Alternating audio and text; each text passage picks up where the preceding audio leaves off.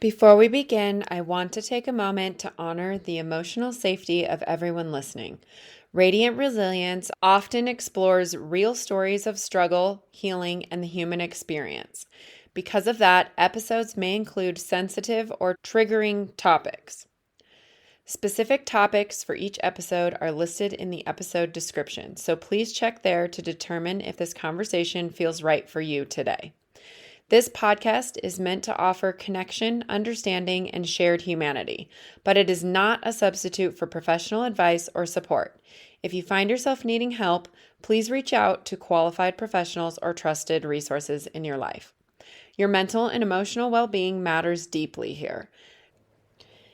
Thank you for your courage, your openness, and for joining me in this space of compassion and resilience.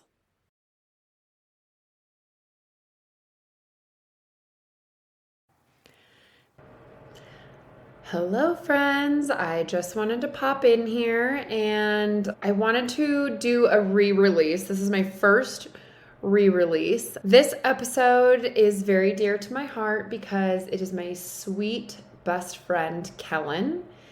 And it is my most listened to downloaded episode.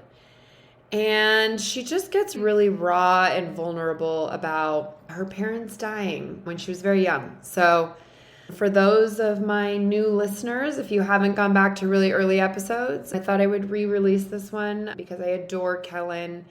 And it's my most listened to and downloaded. So, props to her.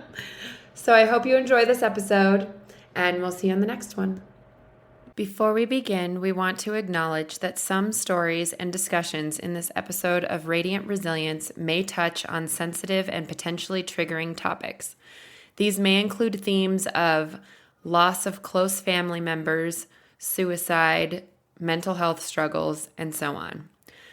Our goal is to share real-life experiences in a respectful and empathetic manner, offering insights into the complexities of the human spirit and the journey towards resilience. However, we understand that some content may be difficult for listeners. We encourage you to prioritize your well-being and discretion when deciding to listen. Please remember, this podcast is not a substitute for professional advice or support. If you find yourself needing assistance, we urge you to seek help from qualified professionals or trusted support systems. Your mental and emotional health is important to me. Thank you for your courage and for joining us in a space of understanding and compassion.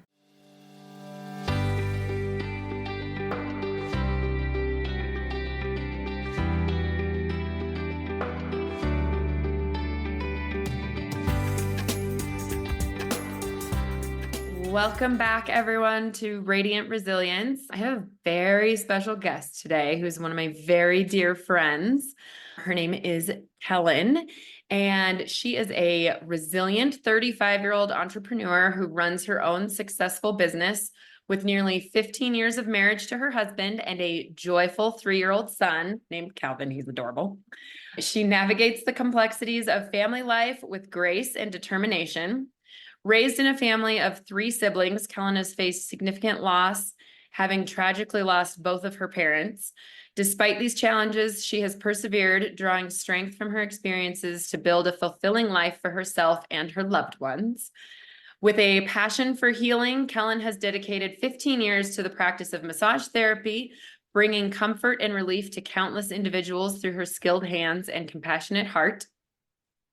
Let's talk to Kellen about her inspiring journey, including her experience of caring for her parents in the time of need. We'll delve into the highs and lows of her caregiving role and explore the resilience and love that sustained her through life's toughest moments. All right, welcome, Kellen. How was that? Hi. Sounds great. So do you maybe want to start maybe the very beginning of when your parents started getting sick, or I think it was your dad that got sick first, right? Yeah. Yeah, my dad was the first. He was a hardcore smoker, heavy pack a day, 2 packs a day, I'm sure at some points of his life, Yeah. cigarette smoker. He got diagnosed with lung cancer in April of 2010. And how old were you And at then at that time? I was 21 at the time. Okay. because he passed same year in December of 2010, and it was right before I turned 22. So everything happened pretty quickly with him. I was actually the reason why he ended up going into the doctor and found out he had cancer. Okay, let's back up a little bit then and go through that. What kind of started leading you to thinking that there was something up?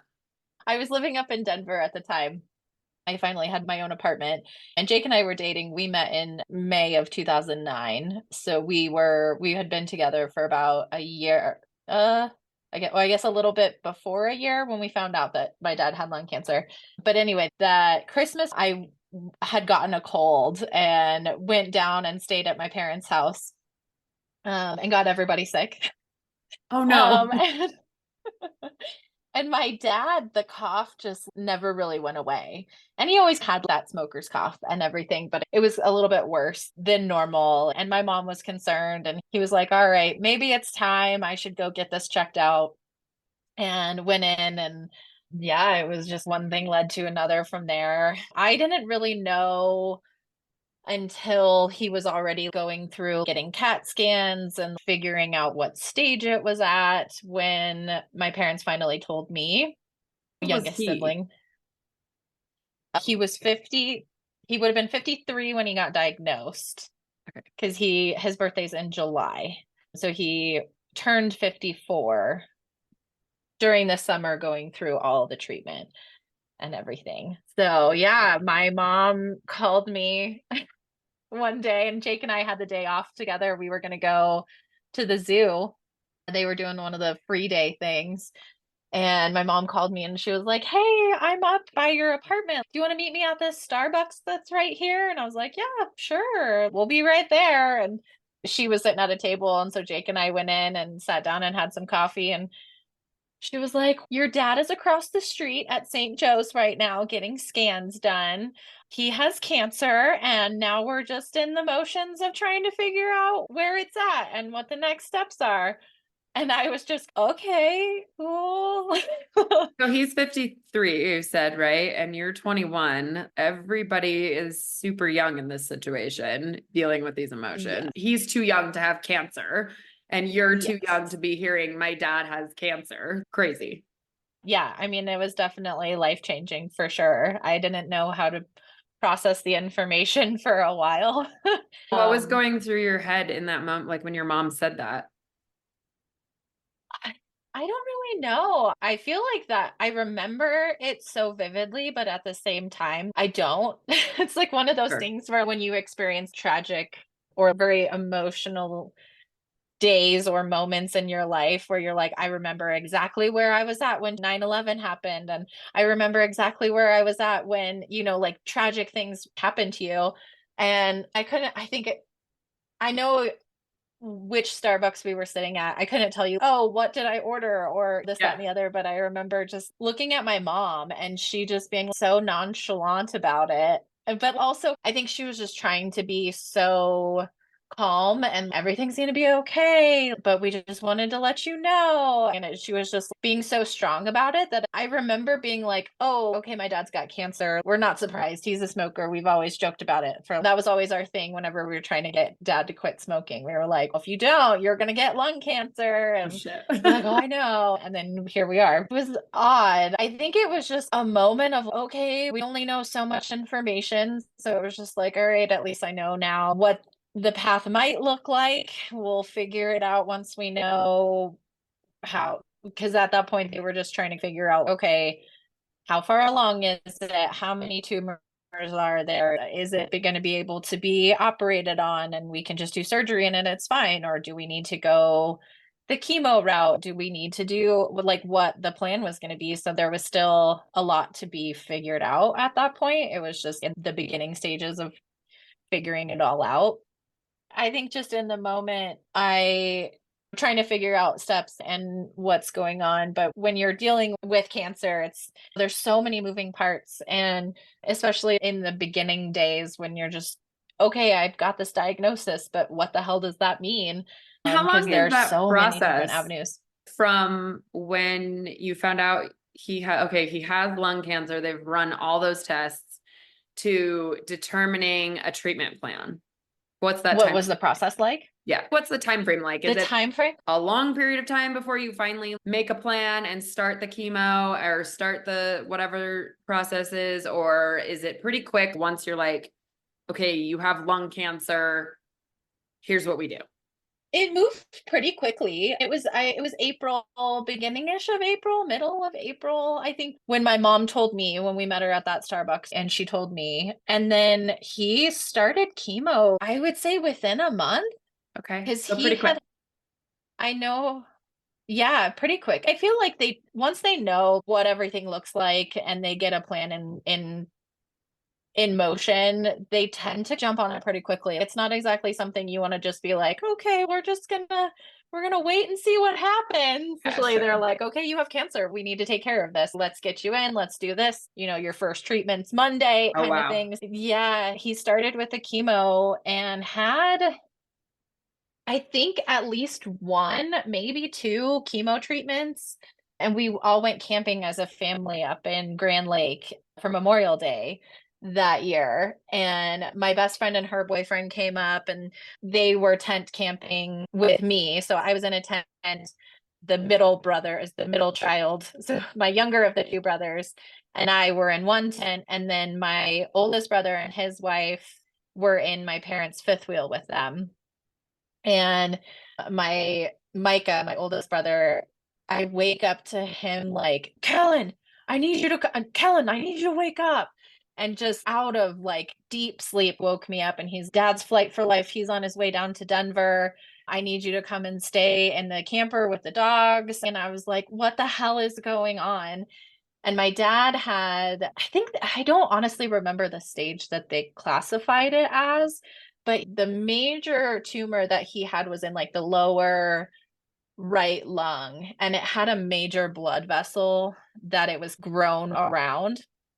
And so my dad had woke up in the middle of the night coughing and started coughing up blood. While you were camping. They called while we were camping. We were at a campground, so it's not like we were just backwoods because my parents had a fifth wheel, so they had to have the hookups and everything.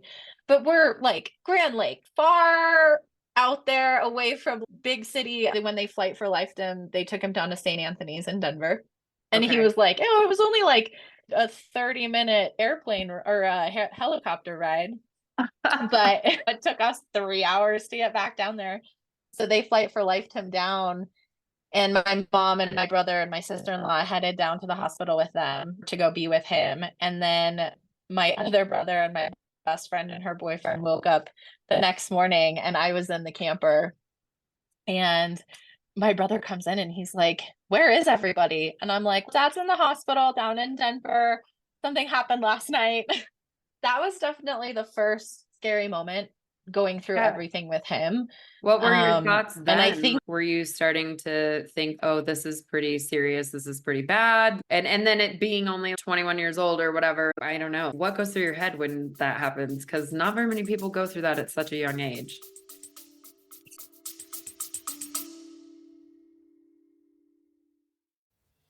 Hi, friend, and welcome to this episode of Radiant Resilience. We are always looking for new guests on the podcast. I want to highlight you if you have a story of resilience that inspires others. Everyone has a story, and I believe that sharing yours can help others feel less alone. Are you ready to share your journey and inspire others? I want to hear from you. Every story has the power to impact lives and foster a supportive community.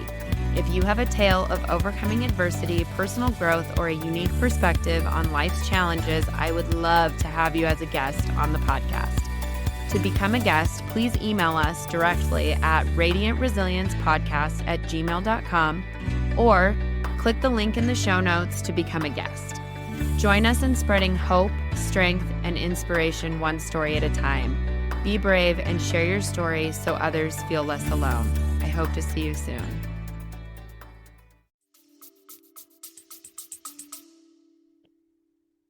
yeah, I think that instance was definitely, I think, an eye-opener for me because before that, I was just maybe a little young and naive, just thinking, oh, my dad has cancer, but it's fine. He'll beat it. And that was his mentality. He's, yeah, I've got this, but I'm going to come out of it on the other end, and I'm going to beat this thing. I'm going to beat this thing. That was what he would talk about.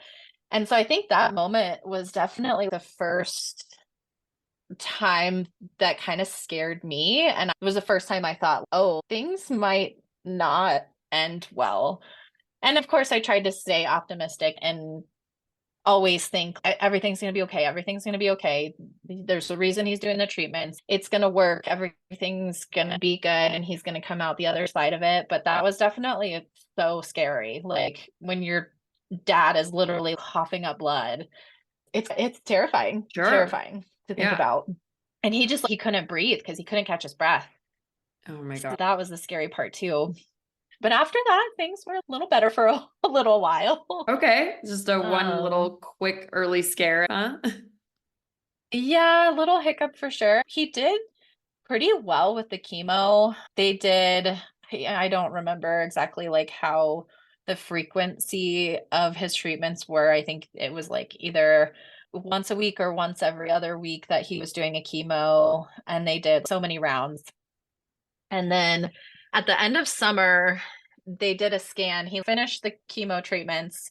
They did a scan and he was doing really well. He had responded amazing to the chemo. All the tumors that he had shrunk by 50%. They were super optimistic. He was doing really well. And then they started him on a round of radiation through the fall. And again, tolerated it pretty well. He definitely didn't have a great appetite. Like my dad was always a super picky eater. And I remember at one point was I going through, no, I wasn't. I had graduated my first year of massage school. Okay. But then when he was doing his radiation treatment, they had these massage therapists that would come to the hospital and do Reiki treatments on the people going through either chemo. Most of the time it was the people going through radiation. Mm-hmm. And that's actually how I found out about Colorado School of Healing Arts, is through my dad going through all the chemo treatments. And so working with him, like just doing things that I already knew from my first year of school, I was working on him, just helping him feel better going through like the chemo treatments. And a lot of it was working on his lungs because he was just coughing all the time. And so those muscles were just so fatigued and so sore all the time. And then he was getting the treatments and I was like, oh my gosh, that's what I want to do. And so I found the school and I got enrolled and I put my whole program together, and I started back at school in October of 2010. What a crazy and I turn had of full events. intention of.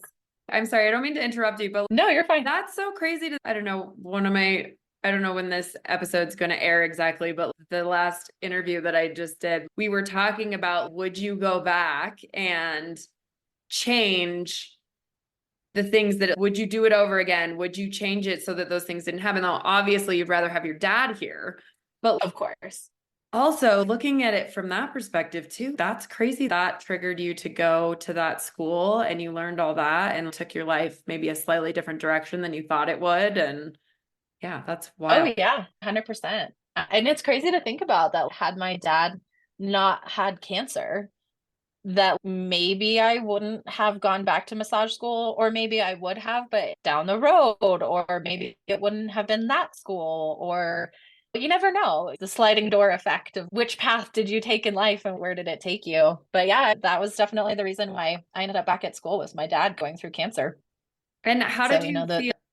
The silver lining to things for sure. Yeah. How did you feel then being able to provide that treatment for him yourself and being able to help? I feel like probably a lot of people feel helpless in that because you really just have to trust the medical industry and team that's working with you, but to be able to actually physically help him yourself, like how did you feel about that? It was awesome. Ultimately, it was great that I could do just this thing that didn't feel like it was anything to me. For me to give my dad a massage was just like, this is what I do. This is what I went to school for. This is what is going to be my career that I'm trying to make happen.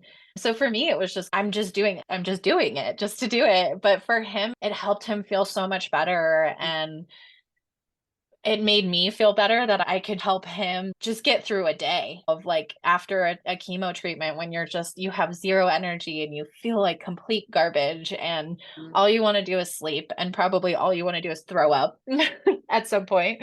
Yeah. He wasn't too terrible with the nausea. It was more just zero appetite. Like trying to get him to eat anything, it was like hot dogs and PB&J sandwiches for months. Yeah. That first quarter, I started with a lot of the reflexology. So that was most of what I was doing for him was the reflexology stuff, because you could literally work on the lungs by hitting and working points through the bottom of the feet, which reflexology is so powerful with that stuff. And I love it. I still use that day to day. Yeah. But yeah, that was the majority of what I was doing. And then practicing other things and then just giving him normal massages just to help feel better in general. Yeah. And then he passed away in December. So it was right as I was going through finals and everything. I only had one final left the day that, or I guess the week that he passed. So that one was a tough one to get through because I was not in the place to be studying or really have any sort of mental thought train to make a final happen. But thankfully it was massage school. It's not like going in for a thesis paper or something like that, but still I was supposed to come up with the final project. It was basically coming up with something that related to, I think it was like a body, like either an organ system or a body function. And so I was like, all right, cool. I'm going to talk about lungs. And lungs are a huge like grief holder as well. Yeah, if you didn't know that. I did not know that. So yeah. Yeah. And so I wrote a poem about being a lung and came up with this crappy little plastic bag looking thing. And I was like, it's a lung. Oh gosh. So when did you finally, so from when you found out, did he pass away? Was that unexpected at that point? Or had they been prepping you like, hey, it's not looking great? Or what was that part like? Or was it like, oh crap, he's gone? What was the story there? For my dad, it was very unexpected.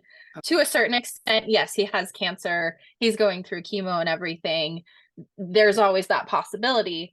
Yes, but also he was doing really well. He was responding really well to the chemo treatments. And when he passed, we were in just like a waiting period. He had done the chemo over the summer and he had just finished the radiation.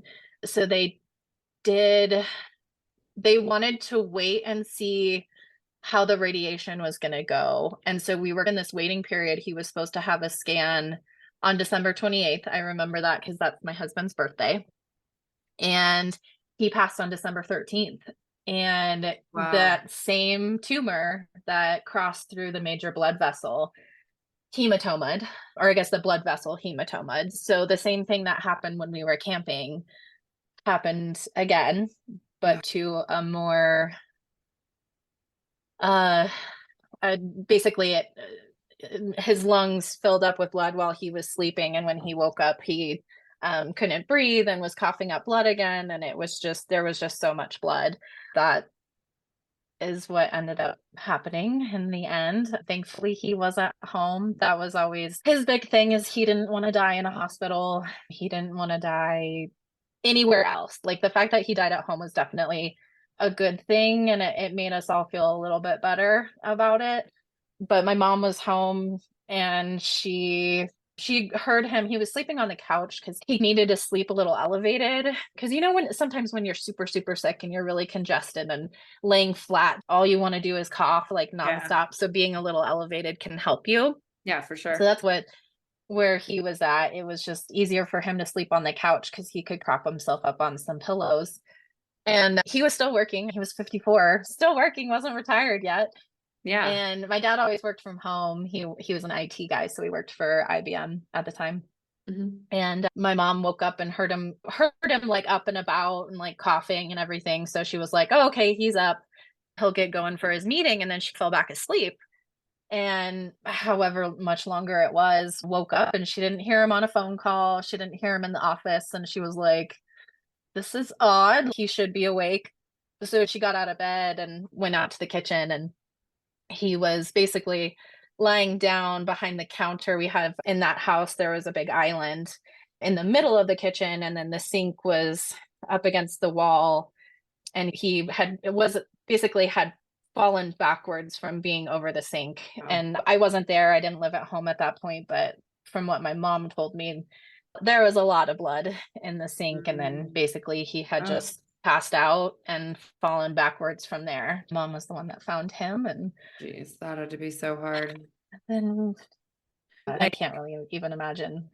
Yeah. So how, obviously, this is a horrible news to get that your dad passed. What kind of emotions were you going through at that point?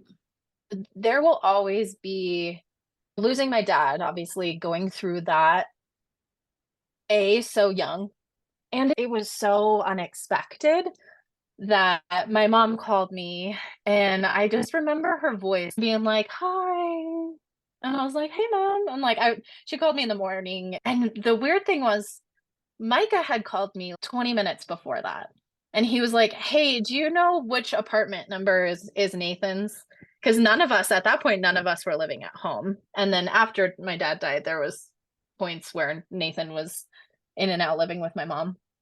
And Nathan but at that Becca point, none are of us were home. your brothers. We need to specify that. Oh, sorry. Yes. Yeah. Nathan is the middle child. And then Mike is the oldest of the three of us. And I'm the youngest of the three kiddos. And so Micah calls me, and it was a Monday. I remember it was a Monday when he died. And Micah calls me and he's like, hey, do you know what apartment is Nathan's? And I was like, I have no idea. I've never actually been there. I know roughly where his apartment is, but I don't know which one it is. And he's like, okay, cool, bye.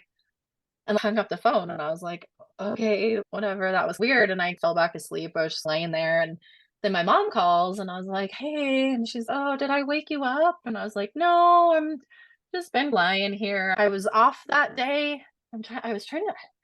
I think I had school on Mondays, but at that point, that class was over because I had already done my final for that class. And she goes, Daddy's gone, and just paused. And I just remember being like, it was just, what did you just say? Like, what? And when you don't believe that those words just came out and that it's true, I didn't want to believe it. And when my dad died, it was so hard. It was so hard. I just remember I was like, all right, I have to get up. I have to get down there. And she was like, well, just come down to the house and we'll figure everything out. Micah is on his way to get Nathan, and they're coming here. And she was like, they had already, basically my mom called 911, and they came and got him and took him and everything. And she spent a while with the grief support people that they have to help people. And so by the time we got there, and I think even by the time Micah and Crystal, my sister-in-law, and Nathan got to the house, everybody was gone. It was just my mom. And so Jake got in the shower really quick while I was still on the phone with my mom. And I got in the shower, and I just remember bawling like so hard and crying my eyes out and just feeling like my heart had literally just been ripped from my chest, and I couldn't breathe. I couldn't even think. I couldn't think. My heart was broken. I couldn't believe he was gone. I didn't want to believe he was gone. I just kept thinking, this is all a dream. This is all a dream. I need to wake up. But it was real life, and it was the hardest day of my life to this point. Probably harder than the day that I lost my mom, because it was so unexpected. I didn't think he was going to die. I thought he was going to make it through and he would be just fine. So that was hard. That was one of the hardest days of my life. I can imagine. And then being so young and processing. And then you were trying to have this like super positive outlook, like he's going to do chemo, he's going to do great, he's going to make it through this, everything's going to be fine. And then to get that phone call, I just can only imagine how devastating that was. Like, I'm so sorry that you went through that. Thanks. In the long run, I was so thankful that I was going through massage school at that time, because I had this constant community of healers around me. When you're grieving, and I had never lost anybody by that point. I had lost some grandparents, but I was young. And grandparents are grandparents and you love them, but they're not your parents. Mhm. They're not that immediate heartstring attachment. And losing my dad was the first real loss and first real experience with grieving that hard. And that's an intense and grief. not knowing and not knowing how to deal with it either. You've never been in that situation, and now all of a sudden you're like, oh, how do I live life now? 21 years old. We all know, looking Yeah. back, you're how old now? 35? 35. Yeah. Oh, yeah. That was in my bio. 35. You've probably learned so much now. And not that grief is any easier every time you have to go through it. And I believe it doesn't ever go away, but it does get a little bit easier to deal with as time goes on. No. And then you learn the tools and you learn some things. But when you're in your early 20s, you don't have those tools yet. There's so much life experience that brings those tools to you. Oh, yeah.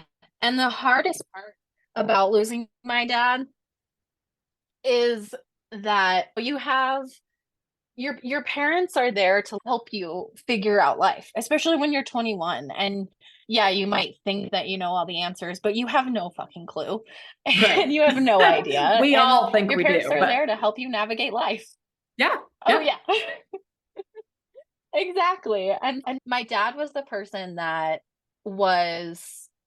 he was the one that you go to when you're like, okay, this is where I'm at. What do I do? And he would always try to I'm not just going to give you the answer. I'm going to help you figure it out. And my dad was that type of person where you're just like, hey, this is what I've got going on. What do I do? How do I manage this? And he'd be like, all right, let's look at this and let's walk through it and we'll figure it out together. And he was just that type of person that you could go to with anything. And he'd help you figure it out. He'd talk it through with you. And so you guys were or really if it close. was just, my oldest brother and him, it was really hard for all of us, obviously. Sure. Yeah. My parents had been married for, it was 31 years, I think 31 and a half technically. And so obviously my mom was just, her life got ripped away from her. And so that was one thing. My oldest brother and my dad were best friends. Like Micah and him talked every day. And I talked to my parents almost every day at that point too. And so it was hard for all of us. And I just remember, and even to this day, there's times where I'm just like, oh, God damn it. I just want to ask my dad this question. Mm-hmm. He would know the answer. Or anything when it comes to life, you always have your parents in your corner to help you figure it out. And losing that was part of the hardest part about losing him, losing your life navigator. Yeah, for sure. Especially when you relied upon that pretty heavily too. Yeah, and he was so handy. He would do woodworking as a hobby. The house that we ended up selling after my mom passed away, that was the house that my dad died in. And when my parents bought that house, it was May-ish of 2001. They basically bought it sight unseen. They liked the fact that it was on 2 acres. My dad didn't have neighbors looking into his windows or couldn't see his back neighbor from the kitchen window. Yeah. And so my dad was like, I don't care. I don't even care what it looks like. I'll just go in and rip out walls and make it what I want. All right. And that's what we did. We moved into that house, and literally the whole first summer we were in that house, it was under construction. Oh, we had curtains up because walls were exposed and the whole 9 yards. And my dad did the majority, anything that wasn't electrical or plumbing, my dad did all of the work to that house. Oh, wow. With friends' help, and our help. The demo part was definitely the fun. Oh Fun yeah. part. Yeah, for sure. Yeah. Okay. So my dad was just so handy. He was always around to be able to help you with the life stuff, the figuring out the life stuff, and the hey dad, I need you to fix this hole in my wall. That's always nice to have too, for sure. Yeah. So then your mom gets sick. What was the time difference between your dad passing and your mom getting sick with her diagnosis, and how did that all go? So it was very different for my mom. My dad's was literally 9 months start to end, same year, everything. My mom's was a 5-year journey. Okay. Her cancer started as colon. So it was August of 2013. She got the colon cancer diagnosis. So about And so a 2.5 little years under after your three dad? years after Yeah. I lost my dad. Yeah. Ugh. Yeah. Yeah. All of a sudden it was like this, oh, fuck. Are you kidding me? I have to go through this again? For Kind sure. of Was feeling there a when she lot of told anger there, I'm sure? not right away Okay. because hers was the colon cancer wasn't it hadn't progressed. They caught it really early. And so she did a surgery for that. They took out like a chunk of her colon, and she obviously it was mostly just the recovering portion for that. But otherwise they did surgery. They were like, we got it all. We're confident. And then it was just monitoring things from that point on. But yeah, they caught it early enough that it really wasn't, she didn't do chemo, she didn't have to do radiation or any of that for the colon cancer. Technically, we don't know for sure, but my mom had a hysterectomy in 2008. And when they went back through, they biopsied the tissue just to make sure that there wasn't any cancer. And they did find cancer cells, and they went back and scanned her, and nothing had breached the walls of the uterus. So they were like, nope, you're good. We got it all. Thank God. She was having some issues. So thank God they did the hysterectomy when they did, because that might have ended up being the first cancer. So technically, the colon cancer was the first official diagnosis for her. So that was August of 2013. And then, oh gosh, it would have been November of 2015 is when it had metastasized to her liver. So she got the liver diagnosis in 2015. And that was from the colon cancer then? Yes. Okay. Yeah. So certain strains of cancer usually tend to metastasize. Like it went from colon to the liver, and there's certain paths that certain type of cancers will follow. So it was the same cancer, just ended up in the liver. And her doctor that had done the colon cancer surgery was just like so devastated. He was like, I got it all. I thought I got it all. I just don't understand. And all it takes is one cell. When you can't know if you got every single cell out unless you're like going in with a microscope kind of thing. Yeah. Like that's not going to show up until you get enough to make a tumor or make a spot or make it noticeable. So it was about 2 Um, years later then that she thought she was clear with the colon cancer. You guys all thought she was clear. And then 2 years later, it had metastasized to her liver. yes. Yeah. And so they did chemo for the liver cancer. So So she went again, you guys through, all think that you're in the clear and everything's okay. Like mom made it, everything's good. We don't have to do yeah, this again. And then you're like, fuck, we have to do this again. yes. Yeah. I know each time it was always like, you feel like you've made, okay, we're good. Mom's doing good. And then it's bam, hi, just kidding. So it was with my mom's, it was just such a different experience because dad's was just like, bam, it was so quick. But my mom's was just this like long journey and ups and downs. With the colon, it was pretty easy, but then the liver cancer and having to do the chemo. And my mom tolerated chemo drastically different than my dad did. My dad was just like no appetite, but didn't really have a lot of nausea. My mom had no problem with eating. She still had plenty of appetite and everything, but she would just be so nauseous and would really struggle energy wise. Usually I think it was like the day of and the day after she would do chemo, she would just be wiped, just pretty much slept the whole time. But then she would bounce back by the end of the week and be okay. And then her chemos were, I think it was every 2 or 3 weeks, and then it was a couple months. But I think it was only, it didn't seem like it was like a long time that she had to do the chemo. I think it was only a couple months. And she lost all of her hair. She got a wig that she could wear if she was going out for special events. But otherwise, she really rocked the bald head and Good for losing her hair. her. And then I know. She would just wear, I mean, it was winter. So obviously wearing beanies a lot, because when you're used to having hair and then all of a sudden it's gone, you realize how warm your hair keeps your head. Yeah, for sure. My husband talks about that all the time. Yeah. So she rocked it, and she always had a very positive outlook on it, and she let her hair grow in just however it was going to grow back. That was how she was going to let it grow in, and it was just stark white. Oh, wow. But it looked so good on her. She rocked it. It was awesome. So I remember by summer she was doing really good. They monitored her for a long time, but she never did radiation. She just did the first major round of the chemo. And then after that, she would do like this booster shot kind of thing, like once a month.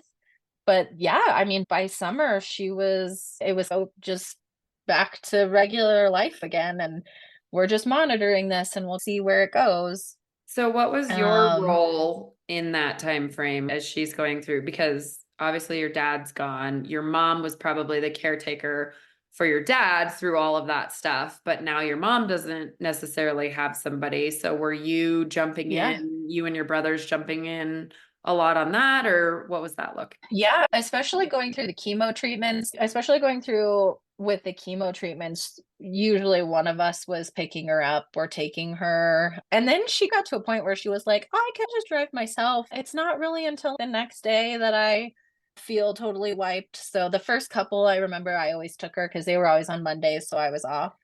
But yeah, and I spent a lot of time going down and helping her out, or taking her to the grocery store if she didn't feel like driving, or just going down to help her clean the house or hang out with her. And I was always down hanging out with my mom, and I talked to her every day. It was weird if I didn't talk to her on a day. So yeah, she did okay taking care of herself, but obviously we were around to help out when she needed it. It was mostly just helping her when she wanted or needed it, asked for it. So then when the chemo treatments were over for that round, or did they end for that round? And then did you have another, okay, mom made it through this? Yes. Yeah, because then after they did the chemo, it was mostly just, okay, we feel like we knocked enough of it out and the liver it's your one organ that will regenerate. So she still always had some spots there, but they felt like it was manageable. They didn't feel like they needed to go in and take it out. So that's why she just did this. It was almost like a chemo shot that she would do once a month. She would go in and they'd do it in her stomach, and she'd get this shot, and it was like doing chemo, but not really doing chemo, but it was just enough to keep things where they were, because they felt like it was totally manageable. So yeah, then it was back to, okay, mom's good. We made it through. We're in the clear. Yeah. And then it was 2018. It had ended up in her brain. Okay. And that was the beginning of the end from there. So did you and your brothers have to jump in then and do more for her for that round? Like that was definitely the eye opener for sure. And I was always just trying to be so optimistic. And my brother was like, my oldest brother, Micah, was like, oh shit, now it's in the brain. When he was just doom and gloom about it. And I was just like, it's fine. basically the first one that they found was like a teeny tiny pea-sized tumor that they found on her pituitary gland. And she had been having fainting spells, and actually picked Jake and I up from the airport on a Sunday. This was like the end of June. Jake and I did a belated cruise for our anniversary that year. My mom picked us up from the airport and she's driving us back to our house. And I was like, how was your week? Like, how are you doing? And she was like, I've fainted a couple times this week. And I was like, just, you fainted? Like, and she was like nonchalant. Just Like, that's just this like, week. oops, Like, I fainted a bit. Sorry. yeah. And I was like, no. what? Yeah. So I obviously was concerned and I was like, okay, when do you talk to Jotty? When do you see him next? That was her oncologist. And she had an appointment like that Thursday or Wednesday or something, sometime that week. She had an appointment for just our standard checkup. And I was like, okay, you need to tell him that this is going on. That's not good. And she's, I've been drinking lots of water and I've been eating. And because I was like, were you dehydrated? Were you low blood sugar? What is happening? And she was like, I don't know. So she goes in and even just talking to the nurse, she was like, you're not leaving here. We're sending you to go get scans right now. And so, yeah, found the tumor on her pituitary gland. So they sent her in, literally didn't even leave the hospital, and they had her in for radiation immediately, just hopped right on it. And she hadn't done radiation before. She'd only been doing chemo, or had she done radiation too? Yes, no, that was the first time she had to go through the radiation. They put her on really intensive, I think it was like 15 days, something like that, where she went literally every single day for 15 days and did radiation. And she was dating this guy at the time that was just, oh. He was fine, but in the long run, he was not a great guy. Basically, how do I put this nicely? When my mom got that diagnosis, immediately left the next day for 3 weeks. Oh my God. To go to North Carolina, which they were supposed to go together. My mom met this guy. I'll back up really quick. My parents were part of a camping club when they got the fifth wheel. And so they would go and do all these camp trips all the time. When my dad passed, my mom stayed part of the camping club, and it was something that she could do and go and still do something that she enjoyed and be around people that she knew and had hobbies with. So she had met this guy through the camping club, and he lived in Ohio, and they talked on the phone every day for like years. And then he ended up moving out here. And so when all of this happened, when we found out about the brain tumor, he was here. He was in Colorado and he was living with my mom.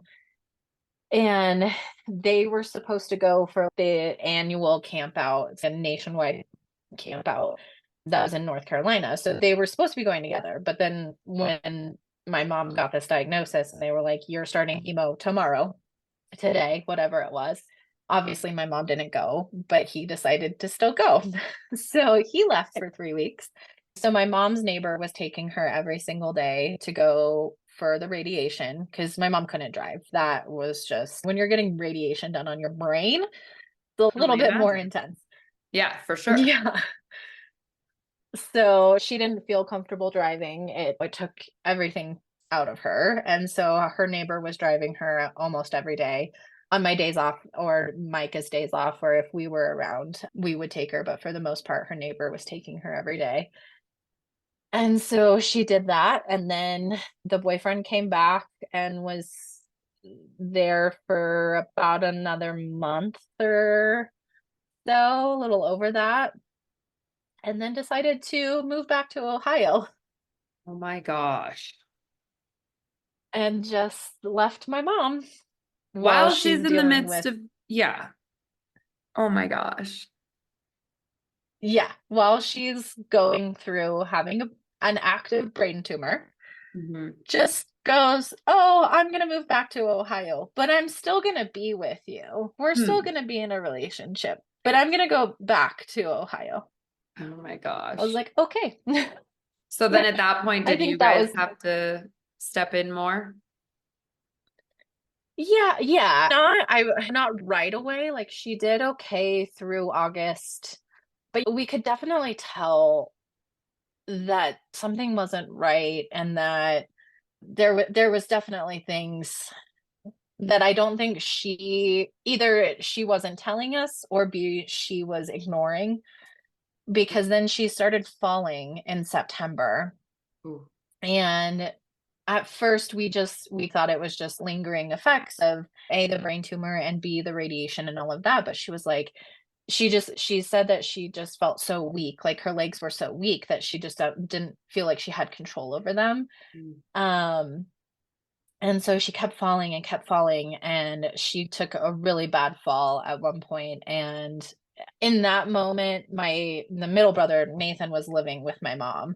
So she did have some help consistently at that point, somewhat. He for the most part was still able to help her, but being an alcoholic, he would go on his benders and Mhm. be unable to help her at points too. Obviously, I was down there anytime I could be to help out. But yeah, took a really bad fall at the end of September and ended up in the hospital. And this was 2018. I don't remember if I said that or not. I don't either. Keep going. But yeah, so September 2018, it was like the 22nd-ish of September, and she never went back home. Mm. And she passed in December of 2018. So do you feel like The you last guys, couple of months were a lot. yeah, for sure. I'm sure if she was just in the hospital, and so you guys had a little bit more of a heads up for that than with your dad, obviously. From those 2 months, 3 months that she was in the hospital, what was that like for you guys? So basically, in a nutshell, from September, she went from hospital to she was in the hospital for a week or two, and then they decided to transfer to a rehab hospital because they at that point just thought, oh, she's just got weakness, she needs to gain some muscle and then she'll be fine. And so sent her to this rehab hospital. She was there for, I think, maybe 2 or 3 weeks, and ended up back in the hospital Mm. because she was having blood clots. Because she couldn't, at that point, she couldn't walk. She couldn't lift her legs. She wasn't able to get out of bed. There was definitely something going on.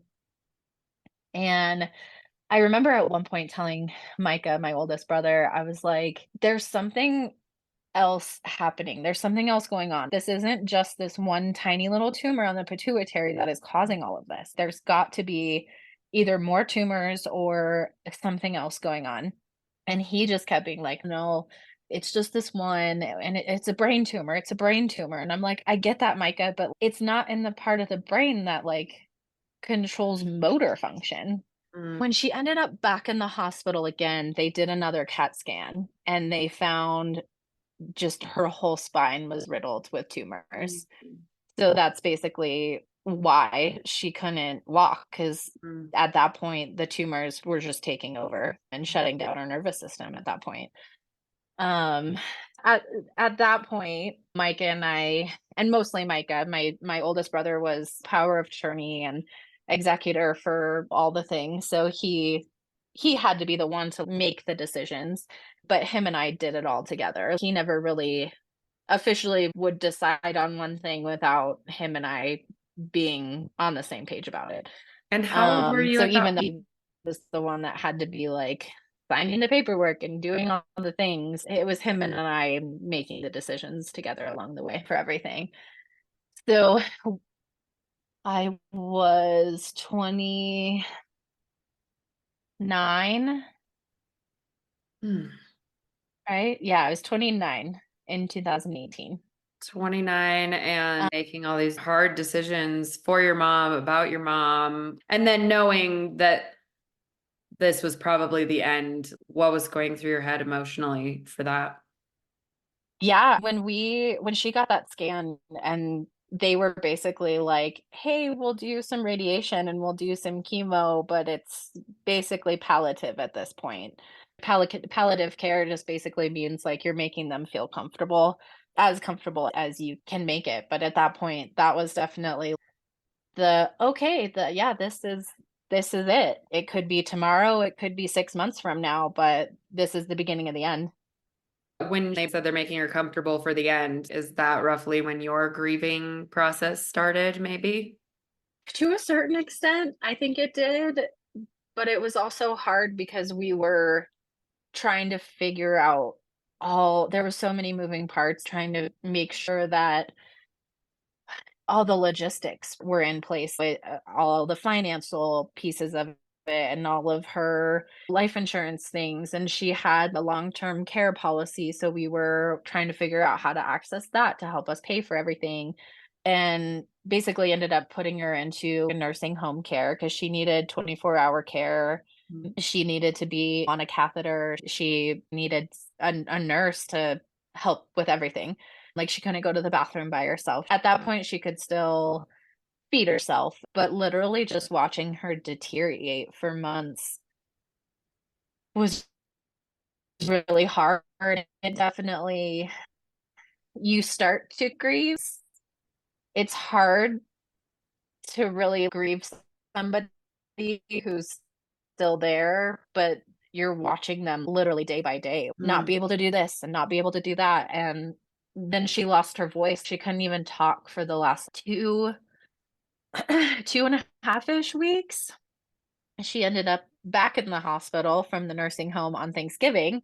Oh, geez. And we thought that was going to be it because she was basically in septic shock Oh, wow. and was unconscious for 24 hours. And like the nurses came in and she had the really shallow breathing, which is like a sign of your body like literally shutting down. And so we had the nurses coming in and being like, yeah, we're not sure if she's going to make it through the night. And Mike and I stayed in the hospital that night, and she came to the next morning. But after that, it was getting her back to the nursing home and basically getting her on hospice and just waiting Mm. for the day to come. Okay, so the day comes and now you've lost both of your parents. Yeah. I don't know what type of question I'm trying to ask here, but that's just heartbreaking. Yeah. And I still to this day don't know many people that are as young as I am and don't have either one of their parents. I have a lot of friends who have unfortunately lost maybe one parent, but I think I only know 2 or 3 people that have lost both their parents as young, if or relatively as young as I did. Oh, yeah, that's some pretty intense grief to go through at such a young age. How were you able to manage it, or were you? Obviously, like I said, I feel like grief never goes away. It just gets No. slightly easier to deal with as time goes on. But we all know there's all those triggers too, I'm sure, of Mother's Day and Father's Day and their death day and their birthdays. Was there anything that you did early on to help you get through that, or were you just surviving? For my mom, I feel like it was just surviving Mhm. because there never really was a time, and even now there's still days where I'm like, I didn't have that space and that time like I did for my dad to be able to sit in my grief and really work through a lot of it. Like you said, you never really fully heal from grief. It's just what kind of molds and it changes, but that first year is definitely the hardest. But my mom and I just had my dad and I were close, but I was way closer with my mom. She was like my best friend. And so losing her, I feel like I still to this day struggle more with my mom than I do my dad. I miss them both Sure. terribly, but I feel like it's harder for me with my mom. And it was as soon as she died, it was just we had to jump into getting a house cleared out and getting the house sold. And taking care of selling the cars and selling the camper and getting my brother moved out and getting him set up with a place to live. And then, So you didn't even and then so that took like, really grieve or start to grieve until maybe after all that stuff was done. yeah, which was June. We closed on the house on June 4th, because that's Jake and I's wedding anniversary. So June 4th of 2019, Micah and Crystal took off to move down to Arizona on June 1st of 2019. So not only had I just lost my mom, I was now my only family that I have left, because I don't really have a relationship with my other brother. My only family is now moving to a different state to be closer to my sister-in-law's whole family is down there. So they wanted my nephew to be close to the grandparents that he had left and family and everything. And But that's another loss. yeah, and I'm all alone. Oh. And then it was 2019 was just Jake and I did a lot of traveling, and we booked a trip to New Zealand. So then from that point during the summer, we took some trips, and then it was planning New Zealand and this huge trip that we wanted to go on. And we were actively making moves towards trying to start a family, and just you're trying to move on with your life and move on to the next steps. But then I never really took the time to like really grieve. I feel like I was trying to grieve while trying to live life and run my own business and all these things. And then we went to New Zealand at the end of the year in 2019 and came back, and then it was COVID and you're in a pandemic, and then it was just, and here we are 4 years later, but it still feels like we're somewhat still in it. Not obviously to the extent of 2020, but yeah. And definitely being a mom without your mom is the hardest thing for me. There's constantly times where I just want to call her and be like, how do I do this? And what did you do? And how was I like a kid? How did you get through this stage? And that's definitely one of the hardest parts. Oh. How are you doing with your grief now?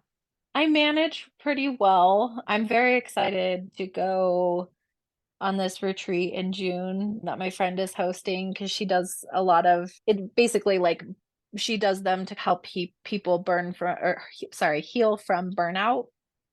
But she does a lot of the sound healing, and it's yoga and meditation every day. And I am just taking this as an opportunity for myself to take the time to work through areas of my grief with her that I haven't given myself the time or space to sit with.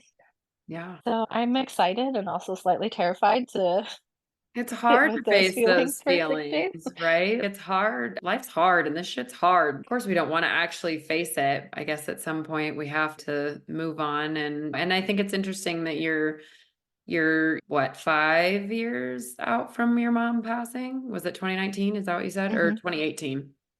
2018. So it's been just over 5. Yeah. And still working through that process. Again, grief never goes away. So we have to just work through it. And there's so many things I'm sure that come up in life. Like you said, Yeah. being a mom and wanting your mom and all those things that keep coming up, and maybe feeling sad about missing out on some of those experiences with your mom you could have had. Yeah, definitely. We had booked a trip in 2018. My mom and I had booked a trip to go down to Mexico to do Dia de los Muertos together. And I was so excited because I had never really done a mother-daughter trip with her. And she traveled all the time, but my parents traveled and they did all the cruises together. And then when my dad passed, my mom would go and travel with her best friend, and she would do these trips, and she would do this and she'd do that, and she'd do cruises and all the things. But we had never really done one ourselves. And so I was so excited to get to do this trip with her. And then she couldn't go. So she insisted that Jake and I still went, and that was the worst vacation of my entire life, because all I wanted to do was be home and be with her, but she wanted me to be there. And my brother was like, this is what she wants, just go, it's fine, nothing's gonna happen while you're gone. And so we went, and I hated every second of it. Mm. Mostly because I was supposed to be there with her, but Right. Yeah, that's so hard. Oh, I'm really sorry that you had to go through all of that. That is a lot to go through at such a young age. I can only imagine. I don't think I know of anybody who's lost both of their parents that young. So I am just genuinely so sorry that you had to go through that. But you seem like you're being a rock star now and trying to work through it all still. And aren't we all still trying to work through something? oh, of course. Yeah. Even just daily life. Yeah, for sure. Do you have any parting words of wisdom for anybody that might be in your shoes in your situation or anything like that? After going through everything, and whenever I have a friend who loses, especially a parent, I always tell them I have two I don't know if I would say words of advice or just more just sentiment. By one that I always say to people is take the time to grieve.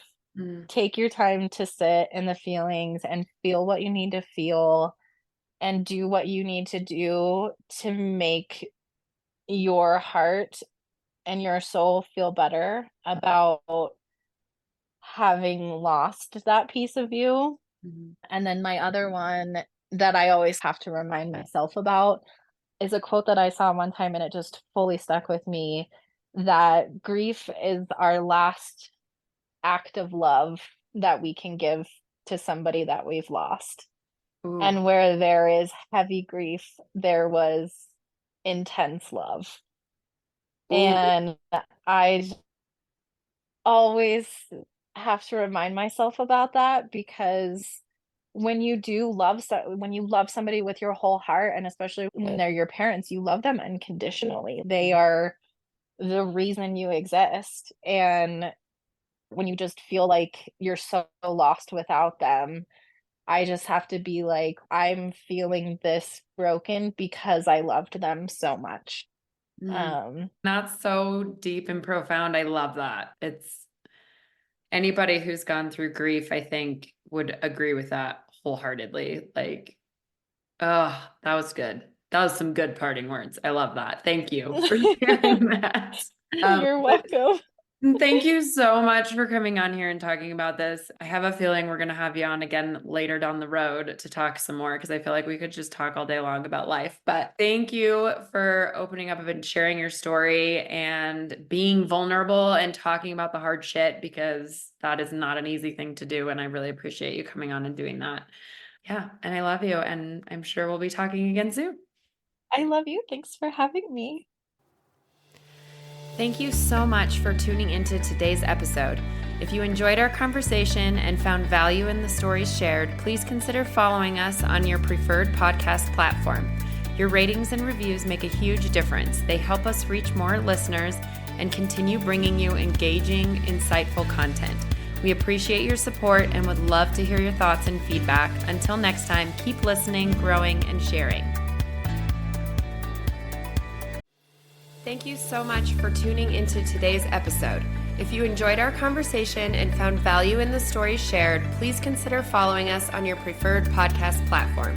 Your ratings and reviews make a huge difference. They help us reach more listeners and continue bringing you engaging, insightful content. We appreciate your support and would love to hear your thoughts and feedback. Until next time, keep listening, growing, and sharing.